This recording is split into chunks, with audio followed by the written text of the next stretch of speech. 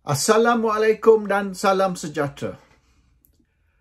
Hari ini saya nak bercerita tentang perhubungan Perdana Menteri Malaysia Anwar Ibrahim dengan Amerika Syarikat dan bagaimana Anwar ni semenjak tahun 90-an lagi menjadi ejen atau tali barut CIA. Dan pendedahan ni telah pun dibuat di dalam satu laporan dari Kuala Lumpur ke Washington beberapa tahun dulu. Biar saya baca laporan tersebut.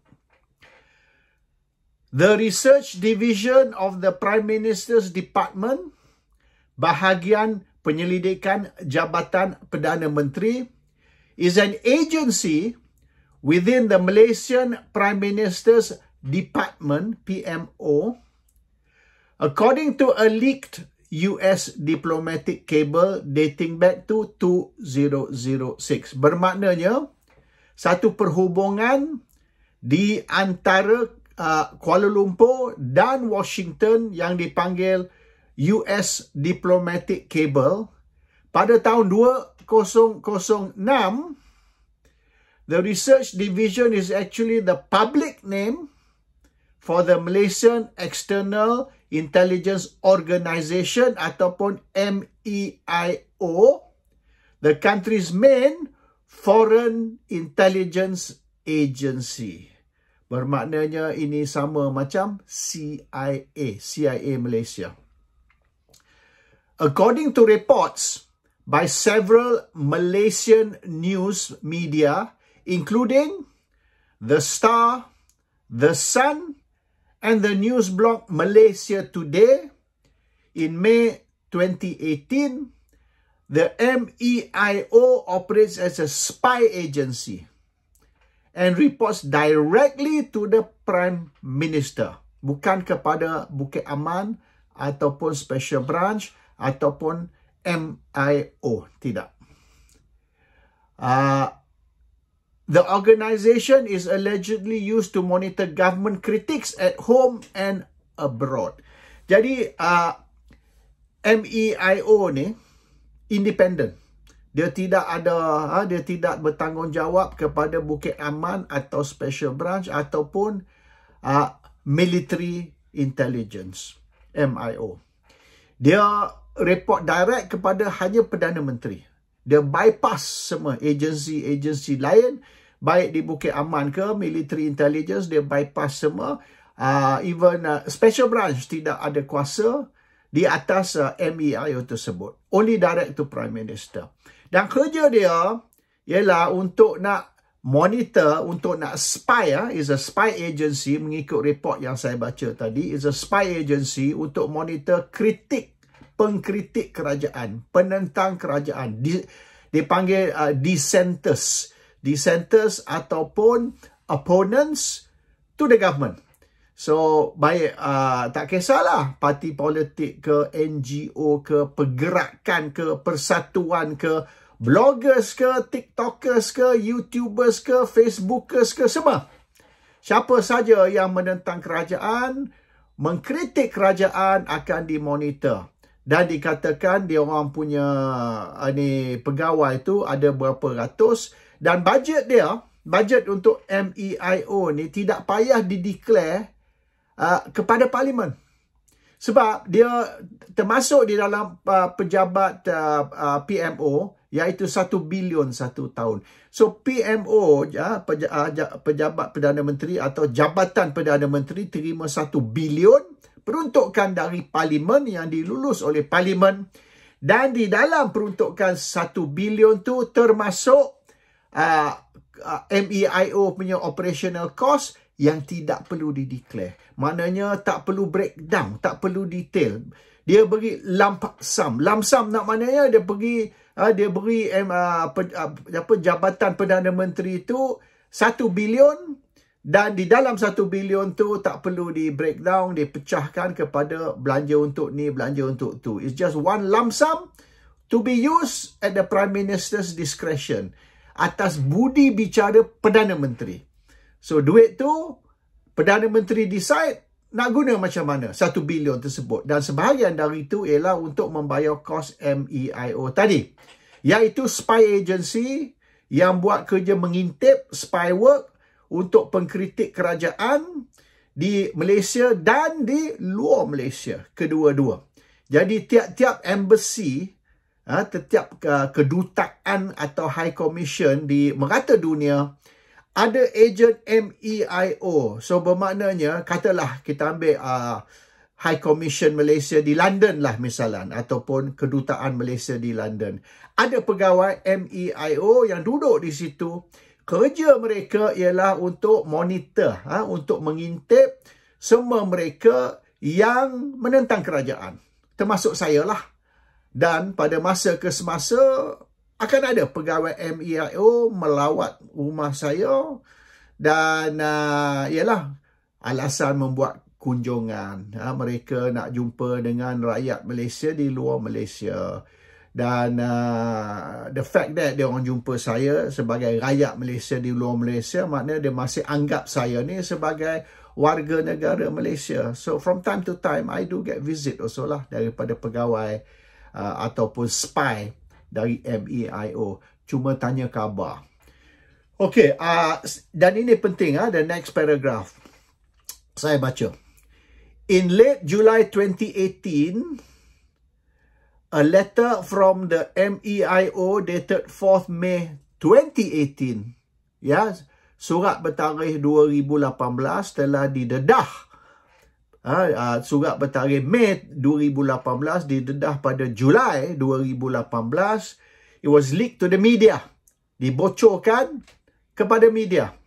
The letter was addressed to the director of the CIA, Central Intelligence Agency, seeking US help in fighting the opposition party. So bermaknanya pada bulan Julai 2018 satu surat tu terdedah, terbocor, yang bertarikh Mei 2018 dan didapati oleh media, tapi tak ramai media beranilah nak mencetak surat tu, takut kena OSA ke atau apa-apa kan, tindakan dari kerajaan. Dan surat tu ialah dari MEIO kepada Director CIA. Maknanya Director MEIO kepada Director CIA meminta bantuan CIA untuk nak menentang ataupun untuk melawan parti pembangkang. So CIA membantu kerajaan ataupun membantu Jabatan Perdana Menteri untuk nak lawan pembangkang. So which means, ringkas cerita, CIA membantu kerajaan Malaysia untuk nak menentukan yang pembangkang tidak akan menang pilihan raya. So, that is the issue here. Dan yang telah didedah, bahawasanya Amerika telah membantu Pakatan Harapan. This one is diorang punya pendedahan. Bukan saya cakap, ini diorang cakap. Kalau kita tengok video yang telah didedah, there is a video yang telah didedah. NED mengaku dengan megah dengan megah. NED mengaku dengan megah bahawasanya mereka telah membantu Pakatan Harapan untuk menjatuhkan kerajaan Barisan Nasional supaya Pakatan Harapan pembangkang boleh ambil alih sebagai kerajaan. And dia orang mengaku yang inilah usaha NED, usaha Amerika dan usaha CIA. So this has been a admission lah. Ini bukan rahsia, ini sudah boleh dikatakan pengakuan terbuka bahawasanya Amerika melalui baik NED ke CIA ke telah memain peranan untuk menjatuhkan kerajaan UMNO Barisan Nasional supaya Pakatan Harapan boleh ambil alih sebagai kerajaan baru. Dan yang telah didedah pagi ini this morning, pagi ini Cikgu Bat, semua orang kenal lah siapa Cikgu Bat. Cikgu Bat telah mendedahkan bahawasanya Anwar telah meletak dia punya kita boleh panggil dia punya Chief of Staff Chief of Staff ataupun bagman. Bagman ni, orang putih punya istilah bagman ni, orang yang tukang angkat beg duit. Bukan angkat beg. Bagman is a person who carries the boss's money bag. Bag duit. Dan orang tersebut, Anwar punya bagman ataupun Anwar punya Chief of Staff bernama Farhash Wafa Salvador Rizal Mubarak. Ya, bunyi macam orang Egypt lah. Tapi tak tahulah dia asal. Tapi ringkas kita boleh panggil Farhash. Saya pun susah nak ingat Farhash Wafa Salvador Rizal Mubarak. Yang mana di bin tu letak di mana lah. Farhash Wafa bin Salvador ke Farhash Wafa Salvador bin Rizal Mubarak. Saya tak tahulah. Tapi Farhash ni banyak tahun dia bekerja sebagai Chief of Staff Anwar. Dan dia pun ada skandal ni actually. Skandal pukul orang. So apabila orang menentang Anwar, dia pukul. Gangster kat budak ni. Dia pukul. And so ada satu kes. Tapi ialah kes tu polis tak ambil tindakan lah. Sebab takkanlah mereka nak ambil tindakan terhadap Anwar punya Chief of Staff. So kes tu dah dalam akhbar. It was already in the newspapers. Lama dah benda ni. So this Farhash ni, Anwar punya bagman. You see what happen is, bila orang pergi jumpa Anwar buat deal, projek ke, kontrak ke, lesen ke, whatever lah, ya. Dia orang kena bayar lah. We call it a toll charge lah. Toll charge ni maknanya untuk jumpa Anwar tu awak kena bayar toll terlebih dahulu. Baru boleh jumpa Anwar. Kalau awak tak bayar toll, tak boleh jumpa Anwar. So selepas bayar toll tersebut, awak boleh jumpa Anwar. Dan awak negotiate deal dengan Anwar. Kalau deal tu jadi, kenalah ada 10% atau 20% tu pergi kepada grup Anwar. So, orang yang menjadi proxy kepada Anwar is Farhash. So, Farhash akan diletak sebagai either pengerusi ataupun pengarah syarikat dan sebagainya. Katalah you nak import beras lah dari India lah kata. Shortage beras. You nak import beras dari India sebab ada ni shortage beras dan you nak lesen import. Untuk mendapat lesen import, you jumpa Anwar. So, you nak berapa tan misalan sebulan. So, sekian-sekian tan sebulan, you import, you melalui lesen import, you import beras dari India, nilai dia sekian-sekian banyak. So, you tubuhkan satu syarikat import beras. Dalam syarikat tersebut, you kena ada ahli lembaga pengarah ataupun pengerusi. Farhash lah akan jadi pengerusi itu ataupun ahli lembaga pengarah untuk menjaga kepentingan Anwar. To look after Anwar's interest di dalam bisnes tersebut. So, he is Anwar's proxy, bagman, dan dia pun sekarang ni telah dilantik sebagai bos MEIO. Mengikut, pagi ni mengikut Cikgu Bat. So, which means dia ni is in charge of Malaysia's CIA, Malaysia Spy Agency. Tapi apa background dia? Adakah dia ni bekas special branch? Ataupun bekas Bukit Aman? Ataupun bekas military intelligence? Atau adakah dia dihantar ke Amerika untuk 3 tahun atau 2 tahun untuk latihan di CIA ataupun FBI? Tak ada. Dia ni businessman lah. Kira sekarang lah. Dia businessman. Dulu dia budak buat kopi Anwar. So from Anwar's coffee boy, dia menjadi sekarang ni Anwar's proxy. So good lah. Maknanya dulu coffee boy, sekarang ni menjadi proxy business Anwar. So, dilantik menjadi ni bos untuk MEIO dengan tidak ada apa-apa intelligence background. No intelligence background. Sama lah macam this Dr. Agus ni. Tak ada background, untuk media ataupun propaganda. Tak ada background. So, tengok dia buat press conference tu. Buat press conference tu baru ni macam budak sekolah. Takkanlah bos propaganda unit punya bos buat press conference macam tu. Macam budak sekolah. Totally tidak ada pengalaman, tidak ada kebolehan untuk menjadi bos propaganda punya unit. Samalah macam ni, this Farhash ni, no intelligence background whatsoever. Put in charge of Malaysia CIA, kerja ia mengintip atau spy kepada atas orang rakyat Malaysia yang menentang kerajaan, baik di Malaysia, baik di luar Malaysia. Dan kerja dia ialah monitor dan mengintip mereka yang menentang UNRWA, mereka yang menentang kerajaan.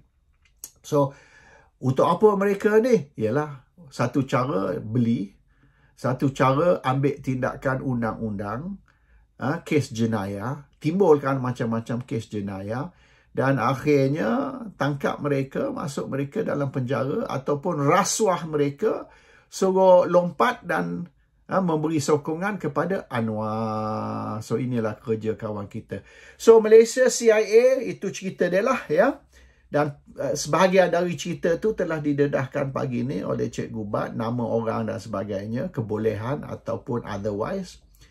And Malaysia CIA ni, Malaysia punya CIA MEIO ni, ada perhubungan dengan CIA dan mereka ada perhubungan dengan CIA sudah lama. Dan mengikut laporan yang saya baca tadi itu, according to a leaked US diplomatic cable. Jadi laporan tu datang dari Washington. Dan laporan Washington tu dari Kuala Lumpur dibocorkan. So I'm reading from a leak document bocor. And perhubungan MEIO dengan CIA telah didedah di dalam dokumen dari Kuala Lumpur ke Washington. So ini bukan saya kata, ini mereka kata. Saya cuma membaca apa mereka kata. So, ringkas cerita, kita faham sebab apa UNRWA tidak boleh kutuk Israel, UNRWA terpaksa kutuk Hamas, dan UNRWA terpaksa menyokong two-state solution, iaitu Palestin dikerat dua, sebahagian kecil dari Palestin diberi kepada rakyat Palestin, sebahagian besar Palestin diberi kepada Israel supaya Israel ni boleh besarkan lagi jajahan mereka. So bila kita ada Perdana Menteri macam UNRWA yang menjadi tali barut US dan tali barut CIA yang hari ini menjadi Perdana Menteri dengan sokongan Amerika dan CIA, ini maknanya menjelaskan. It explains why America has to take an pro-Israel, pro-American stand di dalam peperangan di Palestin. Dan ini bukan saya yang cakap, ini pendedahan yang dibuat oleh USA di dalam satu yang kita panggil leaked US diplomatic cable dating back to 2006. That is what the report says. Assalamualaikum. Salam sejahtera.